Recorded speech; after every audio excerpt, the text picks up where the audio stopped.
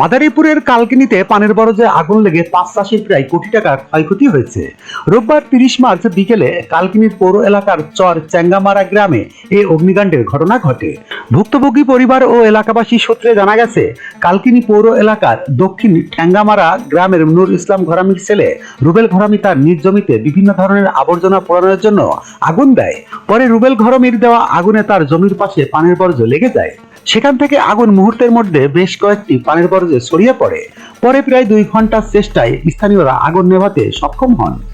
আগুনে পান চাষী এনায়েত হোসেন, শাহিদ ব্যাপারী, আবুল রাডি, আব্দুল রব রাডি ও মালিক ব্যাপারীর ৫টি পান বরজ পুড়ে ছাই হয়ে গেছে। এতে প্রায় কোটি টাকার ক্ষয়ক্ষতি হয়েছে বলে জানান চাষিরা।